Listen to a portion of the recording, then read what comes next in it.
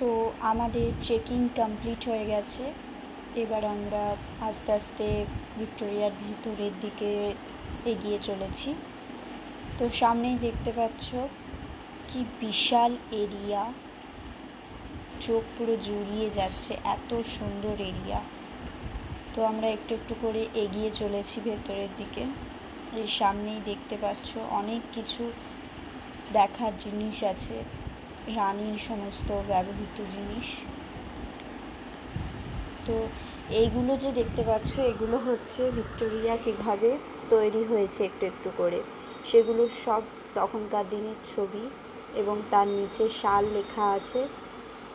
যখন তৈরি হয়েছিল তখনকার ছবি এগুলো সংরক্ষিত আছে। তো ভাবাই যায় না এত বড় একটা জিনিস, এত বড় সৌধকে কীভাবে তৈরি করা হলো।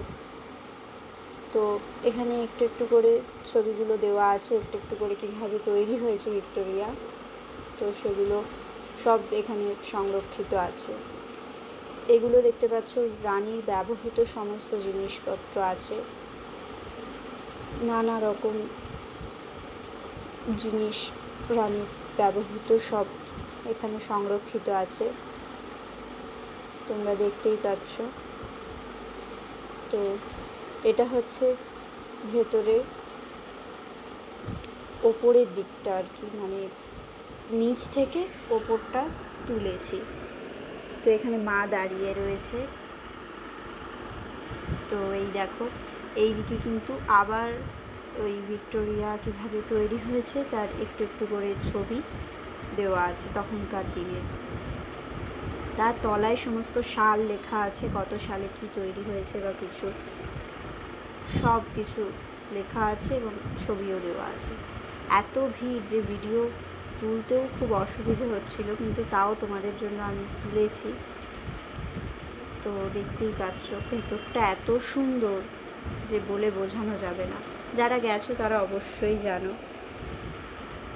তো এখানে আবার সেই ভিক্টোরিয়া তৈরির সেই ছোট ছোট জিনিসগুলো তোলা আছে, সমস্ত কিছুই খুব সুন্দর।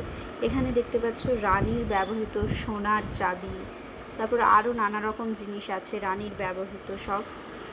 তার পাশেও এখানে দেখতে পাচ্ছ সব কিছু আছে।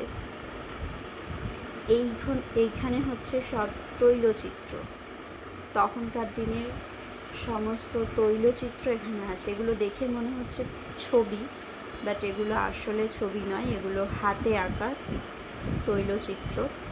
দেখে মনেই হবে না যে এগুলো কেউ হাতে এঁকেছে, এত সুন্দর, মনেই হচ্ছে না যে হাতে আঁকা।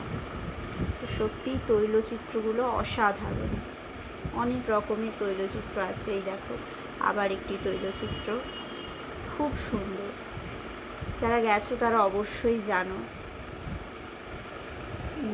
আর এখানে দেখো আবার একটা তৈলচিত্র। তো দেখে মনে হচ্ছে আমি যেন একটা ছবি দেখছি, বাট সত্যি এগুলো কেউ হাতে এঁকেছে। এইটা দেখো সব থেকে বড় তৈলচিত্র,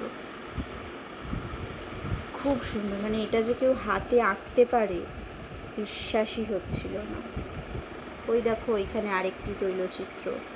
এইটা হচ্ছে রানীর ব্যবহৃত পিয়ানো, রানী এই পিয়ানোটি বাজাতেন, তো সেটাও আমরা দেখতে পাচ্ছি।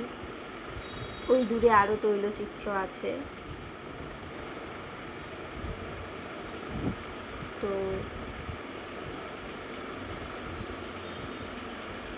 খুব ভালো লাগলো।